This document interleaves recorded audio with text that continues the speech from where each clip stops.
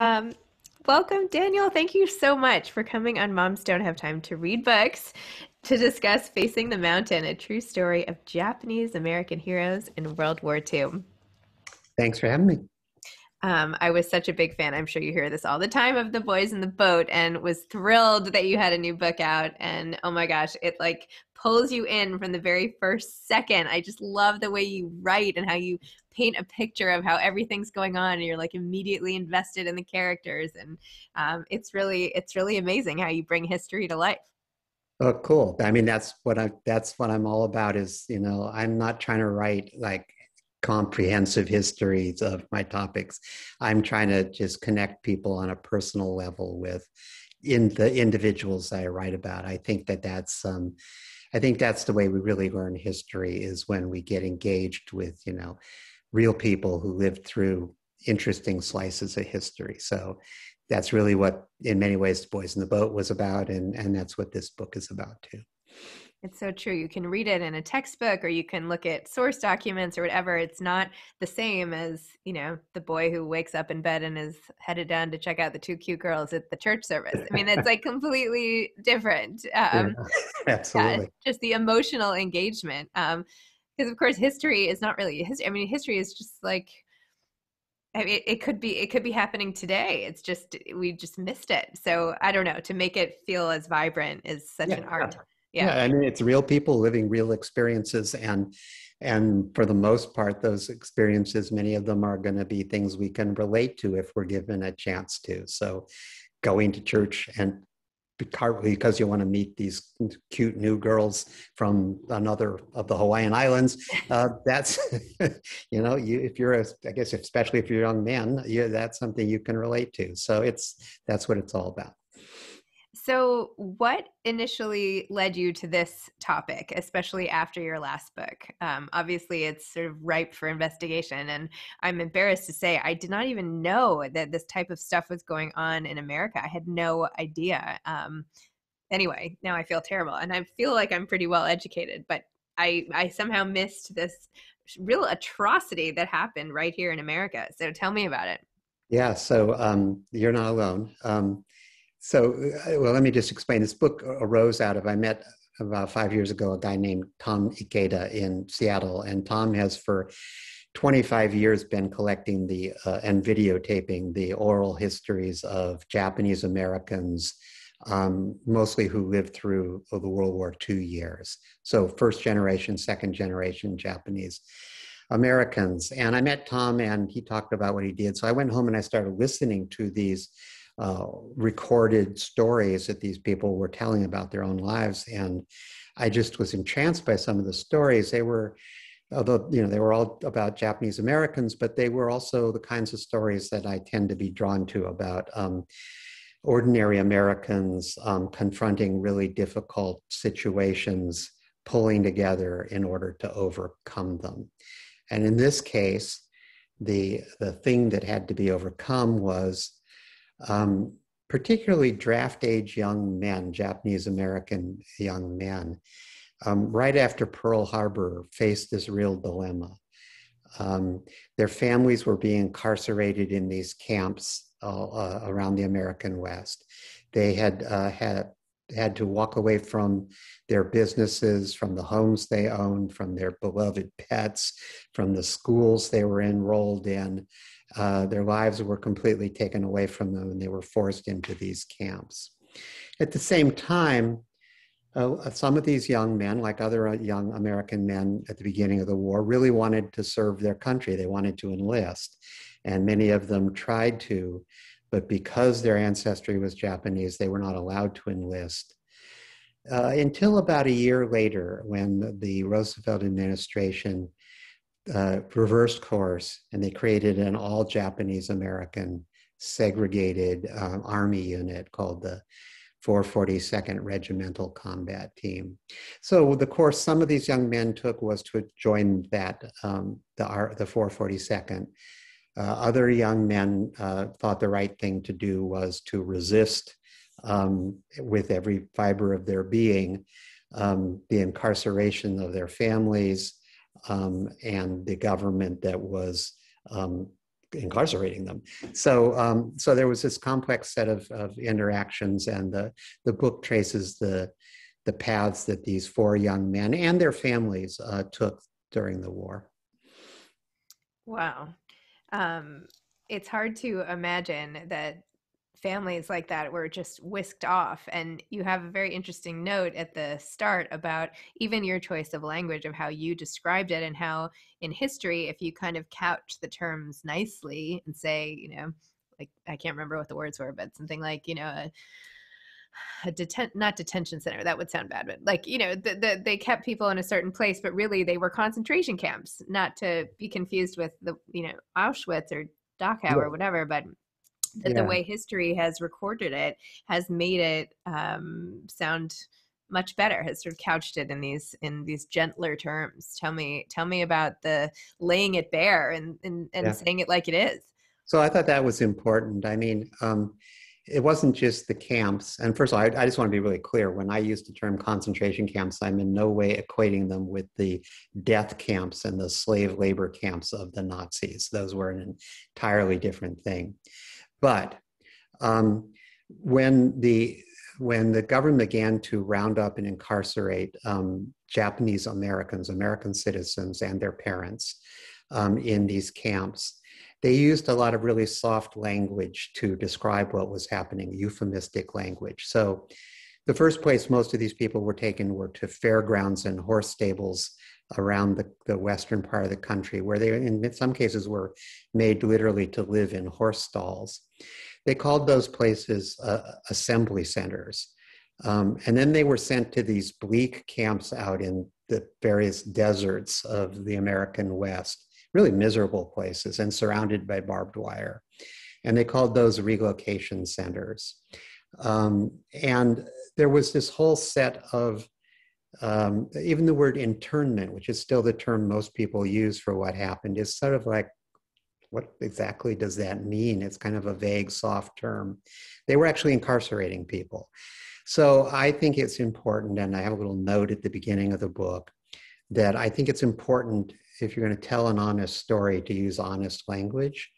And so I try to resist using the language that the government was using at the time to describe what was happening. And as I say, use this more honest language, even though I realize that, and I hope people don't start assuming that I'm equating these camps with death camps.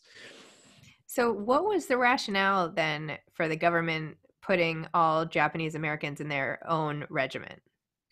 Well, it's, I'm not sure exactly why they decided to go with a segregated regiment. My suspicion is that they felt that incorporating Japanese Americans into other regiments, other divisions, other army units would cause too much friction. There was so much anger directed at Japan as a nation, the Japanese Imperial Army in particular, that I think they just were concerned there'd be just too much friction, and for that they would be disruptive to the fighting capabilities of other units.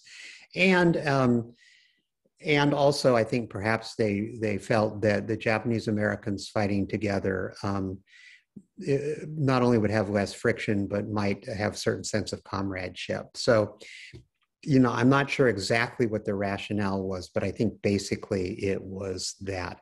The 442nd, I should say, although it was all Japanese American, many of the officers, particularly at the higher levels, were in fact were white. They were not Japanese Americans. So the command structure remained Caucasian.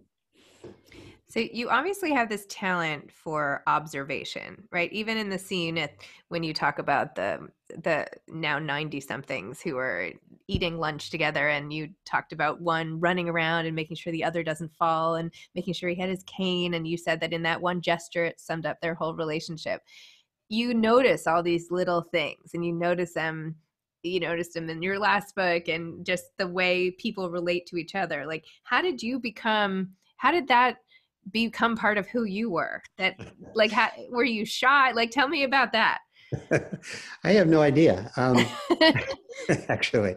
But I mean, I think, well, I guess I mean, it's deliberate and it's conscious. When I know I'm going to be writing about something, I sort of turn on video recorder mode in my head, and I try to I try to notice the little things, because it's the little things that actually tell us who a person is. So the scene you're describing is long after the war. When I met these guys, they were old men, but and they've been so closely knit for the 75 years since they fought in Europe. They just love each other, and they take care of each other so lovingly that is just, really humbling to watch these old men, how affectionate they were with one another, and how they treated one another. So, I mean, I think that's the kind of little detail that somebody helping one old man helping another old man out of a chair is tells you a lot about their relationship and what they've been through together. So, I try to, when I know I'm writing about something, I try to see all those small things. So if someone were writing about you, let's say this last day or two, even, like what little thing did you do that would reveal a lot about who you were? I spent a lot of time sitting in front of my computer doing podcasts and radio interviews and not getting very much sleep mostly. Other than Lots of that, I don't coffee. know. I don't really pay attention to myself when I'm in this mode. I just sort of uh, drinking a lot of coffee. Coffee is probably the iconic thing. um, how did you get started in your whole career? Like, how did you end up in a place where you could write these big, epic historical narratives that change the way we see events in history? Yeah, I didn't really become a writer till quite late in life. I think I was in my mid 50s when I started writing. I had been, I was an English teacher, college English teacher in California for many years. Then when I got married, I started working for software companies as a technical writer, technical editor. And it was really only sort of when I started, I'd been working at that for many decades, and I started looking towards retirement that I started fiddling around with writing, really basically as a hobby. I wrote my first book without having an agent or a publisher or anything. And to my great surprise, it got published on a very small level. But that sort of opened the doors for me. And by the time I had written my second book, I was able to make a career of it. So I stopped doing what I was doing and just became a full-time writer, just basically building one book, each book sort of trying to build it at a higher level than the previous book in terms of how ambitious it was and on what level I was trying to get it published. So, I had a lot of hard work, and I'm sure some lucky breaks along the way. And so, what's your process like? Obviously, a lot of it is in person, meeting with primary sources and everything. But when you decide to tackle a topic, like what are the things you weigh in your mind, and then how do you then go get the information you need? Yeah, I mean, it takes a lot of work to write a book like this. This book, actually, it's probably been 5 years that I've been working on this book. It's just an enormous amount of wading through primary materials. In this case, the biggest single thing, was all these video recorded oral histories that Tom Ikeda has collected at Densho, just listening to hundreds of hours of these folks talking about their experiences, both the four people that I wound up focusing on, but also other people that were at the same place at the same time. So I could pull their details in as well. So just, tons of listening, meeting the family members of those folks that I could find family members for, a lot of just boring traditional library research, reading books about Pearl Harbor and about the 442nd Regimental Combat Team and Asian American history, and, a lot of just library work. So it takes a long time to sort of accumulate all of that background material. And then, as you suggested, the hard part is sort of selecting what you're actually going to use. And as I think I said earlier, in this case, I just decided to focus on this one thing: is young draft age men, Japanese American men, at the beginning of the war. This this situation's happening. What do you do? And make that the focus of the book. Did you think about calling it The Boys in the War? No, I didn't. Actually, my wife, I'm terrible with titles. My wife came up with this title. I mean, one way of looking at it is title's sort of a metaphor for this mountain of troubles that these young men and their families, I mean, one day they're just going along with their lives as immigrant families trying to make their way in America. Immediately after Pearl Harbor, there's this mountain of difficulties suddenly looming in their path. They have to figure out a way around it or over it. And so it seemed like an apt metaphor. It's also just a fact that fits in neatly that when these guys were fighting in Europe, they were always fighting their way up the side of some mountain or another. The Germans always had the high ground, and they were always having to fight uphill to take the hill or the mountain away from the Germans. So I think I didn't mean to disparage the title in any way. It's a good, well, strong title. I like it. no, I'm not trying to defend it. I'm just explaining it. Yeah. As I say, it's one of my wife's many contributions to this book. um, does she get really involved in your research? I mean, I would imagine as you get so singularly focused on a topic for years that it's hard not to have everyone in your orbit kind of get involved. Yeah, and this one kind of became overwhelming. There was so much material that Sharon, a couple years into my work, just started working side by side with me, helping me sort through materials. And I went a number of times to different archives, actually, particularly at the University of Hawaii. And there's worse places to have to go to do research than Hawaii, but our trips to Hawaii were mostly spent inside a windowless building on the University of Hawaii campus, poring over old letters and things. So she did a lot, helped me with a lot of research and edited drafts, and much more than any of my previous books. She's been a huge help with this one. You should have put her on the podcast. We should. I probably she's pretty shy. She probably would. Oh yeah. Oh. See, that's how you can get past the coffee consumption. You just have to outsource your podcasts from now on. Yeah, well, I'd love to see her do that. That would be fun. Well, what lessons should we really take away? I mean, you mentioned in your book about how many Japanese then saw when the events of 9/11 were happening that the same sort of,